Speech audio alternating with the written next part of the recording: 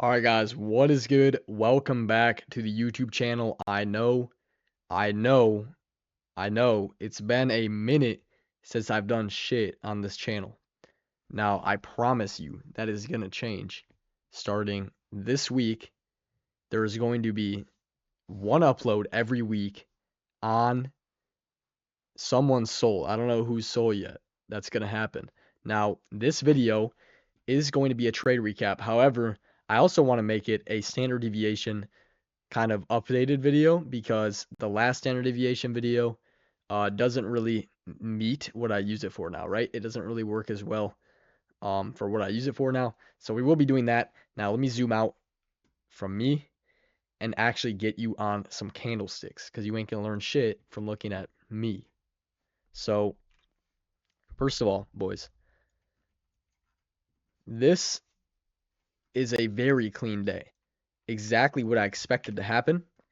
Um, and played out perfectly. Pretty much just had a big leg up pre-market and then a retrace down, getting confirmation to move back up. Simply put, that's what it is. But I'm going to show you exactly how I was able to come to the conclusion that we were going to do this before the market even opened. And it's not like rocket science either. Anyone can do this every single day before you open the charts, not to use as an entry model, but to use for your daily bias. And you should be, because a lot of people do it already. So going into the day, there's a couple things I wanted to see. So let me go back to what I was looking for pre-market, right? This is when I started looking at the charts. It was like 9 o'clock, pretty much, 8:55. This is what I opened the charts to. And the first thing I noticed was, well, if you go back to the 4-hour, we actually got a super nice reaction from this 4-hour gap overnight. So we ended up inversing this 4-hour gap, coming down, flipping out of this gap, and putting a super nice close that is also above the highs right here, which is important.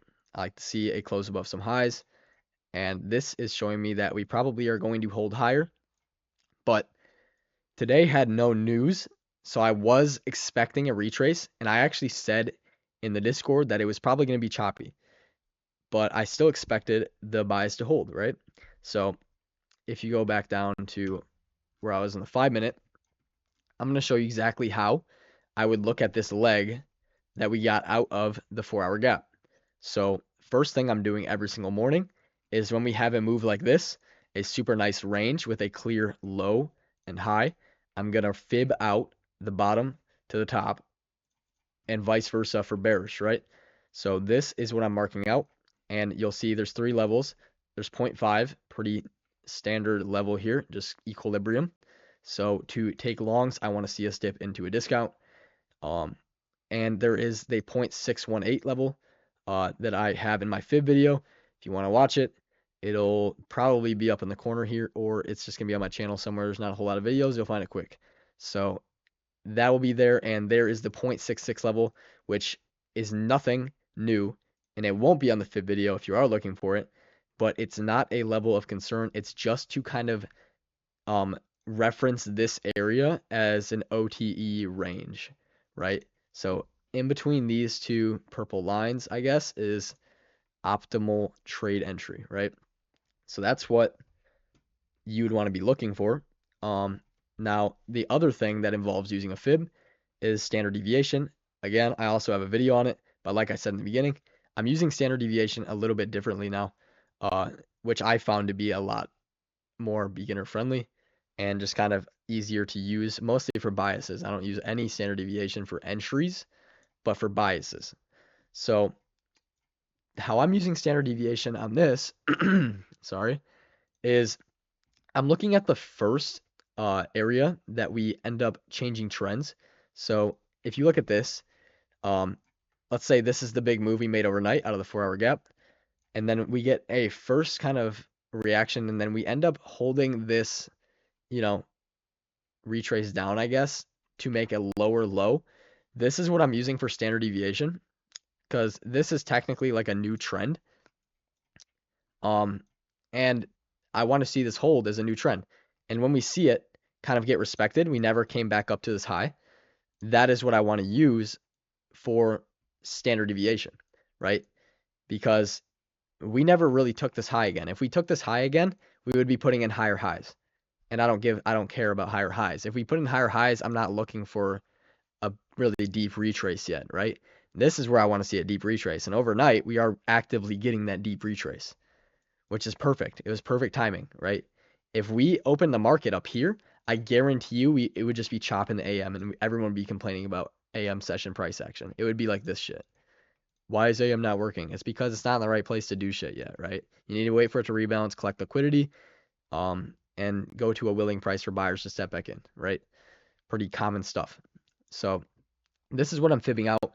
I would use the bottom or the top to the bottom right here of this range to mark out fib levels, which is -1, -2, -2.5, and then -2.25, which is just a middle point. Don't overthink this one. -3.5, not too important of an area, just kind of to mark out this range, and then -4. Not going to be talking about these two in this video. Pretty unimportant. It's kind of just the same idea as -2 and 2.5. So those are the areas I want to see get a reaction right there. And to look at these reactions first, I want to mark them out. So going down to the 1 minute, I'll show you kind of what this lower high and lower low looks like, just so you see kind of what I drew out, right? We changed trends, boom, we put in this lower low, we held equilibrium. Right here, we held this trend to the downside. And we never ended up coming back down to this high, or back up to this high, sorry. So it's valid, like I said before. I'll stop yapping about it. Now, the next thing I want to show you guys is how you know when your fib is set correctly. And that is when we get a harsh reaction, or like a very, very strong reaction off of -1.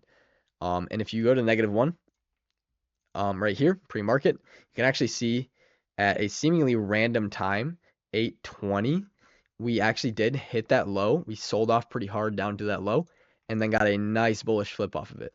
So this is already showing me that my fib is almost valid. That's kind of what I'm thinking. I was like, all right, my fib is in the right spot. This looks like it's going to get a reaction just like -1 did, right? Because it's in a seemingly random spot, it looks like, right?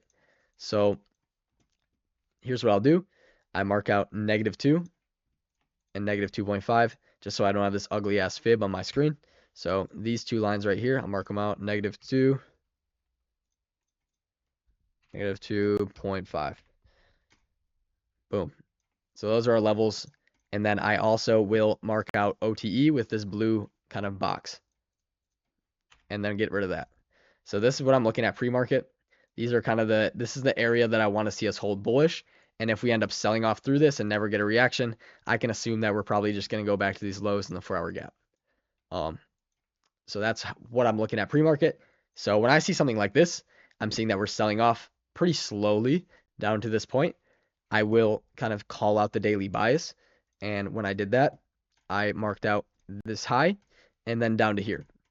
Now, if you're wondering why I didn't just mark a straight arrow down to here, it's because this is a pretty common thing you'll see is market open will end up taking liquidity, or like right before market open will end up taking liquidity, right? So remember, pretty basic knowledge here, but to move anywhere in the market, we need to take liquidity in the opposite direction. So if I expect lower, we need to take liquidity higher. So this is why I marked up here. And again, same idea as before. I want to see us rebalance to OTE of the range. So that would be like here, right? And I kind of just have an eye for it now, bro. I'm not going to lie. I mark this out every single day. It's like this area right here, 618.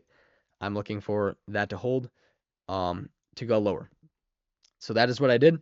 I marked this out, got rid of it, and gave that call out. And then I put the arrow down here, expecting us to get a reaction out of there. And then I wanted to see us hold higher like this, all the way up here to that previous high that we had from 4 a.m. So that is what I had going into the day. Let's stop yapping and play out candles because I genuinely didn't do anything else than mark out these levels and send out the daily buys, right? So we got in the live, and then what happened was we played out the candles, right? I was watching before. Boom, we come back up to kind of the range I wanted to see hit right there. So that's good. I like that. I wanted to see us hold bearish here. Ended up selling off pretty hard from that point on. And obviously this is pre-market. We're not trading this. But now I wanted to see us retrace down to that final optimal trade entry to finally hold bullish. Because after we take all of these, kind of go back down to our deep discount, there really should be no reason to go lower, especially if we want to hold bullish. Otherwise, I'm expecting us to hold bearish, right? So play out some more candles. Market didn't even open yet. Right next minute here opens. Boom. Take this low. All right, sorry. Now we take this low. Start getting a low reaction up, whatever. And then sell off some more here. Bang. Like this. Now we are finally in the area that I want to see a rejection. So I'm looking for 2.5 to hold as kind of that final level. I'll just get rid of these for, sake of simplicity. Boom. We finally hit 2.5.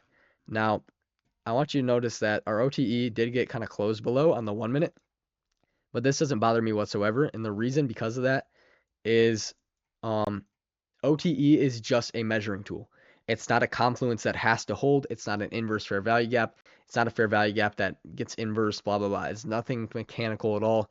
It's just a measuring tool. I don't want you to think this is some secret gold information that you can use to get an edge in the market. It is just a helpful tool to understand where price might get a reaction, where you want to get your best entries, right? So when we have these two line up and a nice fair value gap here, we took all the hourly draws. If you look on the hourly, we have taken all the hourly gaps. We've tapped all of them. We tapped this one. We've tapped this one. And we've tapped this one, right? So now we wait for a reaction to the upside to prove that this idea is going to play out. Because if you are looking at this on the 1 minute, this looks pretty bearish. This looks like we want lower, and you can't really anticipate where we want to go off this. This doesn't really make anything better here. This looks kind of bearish, right?